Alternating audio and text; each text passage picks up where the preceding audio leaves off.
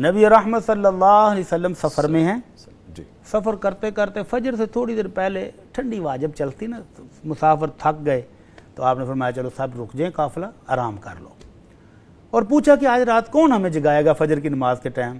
تو سیدنا بلال نے کہا اللہ کے رسول میں حاضر ہوں نا، سبحان اللہ، آپ سب لوگ آرام کریں، میں بیٹھتا ہوں، میں فجر جب ہوگی اذان بھی پڑھوں گا اور آپ سب لوگ جگا بھی دوں گا۔ تو وہ مشرق کی جانب منہ کر کے نا تو اپنے اونٹ کے ساتھ ٹیک لگا کے بیٹھ گیا کہ جیسے یہاں سے روشنی اٹھے گی تو میں اٹھا دوں گا سب کو۔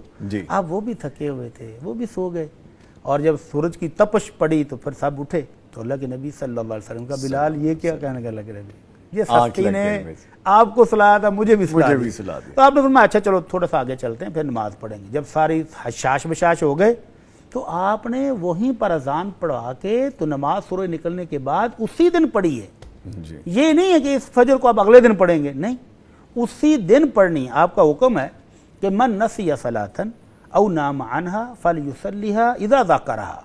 کوئی بندہ کام میں ایسا مشغول ہوا کہ نماز بھول ہی گیا ہے، یا کوئی سویا تھا نماز سے پہلے اور نماز کے ٹائم پر آنکھ نہیں کھلی، کسی نے جگایا نہیں ہے، تو جب اٹھے، جب اس کو یاد آئے تو فوراً اسی ٹائم پڑھنا ہے، اگلے دن پہ نہیں چھوڑنا۔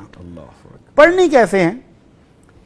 نبی صلی اللہ علیہ وسلم جنگ خندق کے موقع پر خندق کھوتے رہے، سامنے دشمن حملے کے لیے تیار بیٹھا ہے، نماز پڑھی نہیں جا سکی، 4 نمازیں رہ گئیں، ظہر، عصر، مغرب، عشاء، اور مغرب کے وقت سیدنا عمر رضی اللہ عنہ مشرکوں کو برا بلا کہتے وہ غصے میں آئے، اللہ کے نبی ان ظالموں کی وجہ سے میری عصر کی نماز رہ گئی۔ آپ نے فرمایا عمر میری بھی رہ گئی، سب کی رہ گئی۔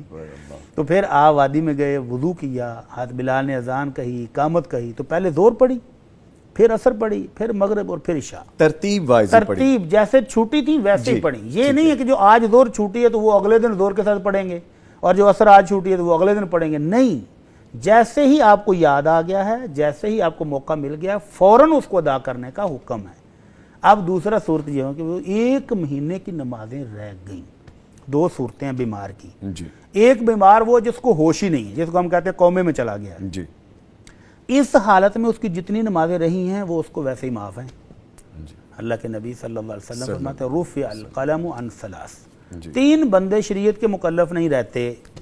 ایک وہ جو عقل سے ہاتھ دھو بیٹھے، اس کی عقل کام نہیں کر رہی، تو اس حالت میں جتنی نمازیں رہ گئی وہ رہ گئی، کوئی بات نہیں، وہ تو معاف ہیں۔ ایک بندہ وہ ہے جو عمدن نہیں پڑھ رہا، جانتے بوجھتے پڑھ سکتا تھا لیکن نہیں پڑھی۔ کیسے پڑھ سکتا تھا؟ حضرت عمران بن حسین ایک صحابی رسول ہیں رضی اللہ تعالیٰ عنہ، امیجن کریں ذرا نظامی بھائی، 30 سال بیمار رہے، 1-2 دن نہیں، 30 سال، اور بواسیر سے خون رشتہ سا جسم سے، 4 پائی کے اوپر سوراخ کیا ہوا تھا، ہر وقت نیچے ٹپک ٹپک کے خون نکلتا تھا۔ تو انہوں نے پوچھا اللہ کے نبی نماز کیسے پڑھوں؟ تو آپ نے فرمایا صلی قائما، کھڑے ہو کر پڑھا کرو، اور جسم میں جان نہیں تو بیٹھ کے پڑھ لو، اگر اتنی بھی نہیں تو لیٹے لیٹے پڑھ لو سر کے اشارے کے ساتھ۔ تو کسی حالت میں بھی رخصت نہیں دی، اس سے زیادہ بیمار کیا ہوگا؟ تو جو بندہ لیٹے لیٹے پڑھ سکتا ہے وہ سر کے اشارے سے یہ رکوع ہے اور یہ تھوڑا سا اور جھکیں گے تو یہ سجدہ ہے، تو وہ لیٹے لیٹے بھی پڑھنے کا حکم ہے۔ تو جس بندے کی 1 مہینے کی نمازیں رہ گئیں، کیوں رہ گئی ہیں؟ اگر تو وہ اس قابل ہی نہیں تھا، بے ہوش تھا، تو معاف ہیں، اور اگر جان بوجھ کر چھوڑی ہیں تو کچھ علماء کرام کہتے ہیں کہ اس نے جرم کیا ہے اور اس کی قضا نہیں، اس کی پکی توبہ ہے، پکی توبہ کرے، زندگی میں دوبارہ کبھی نماز نہیں چھوڑے۔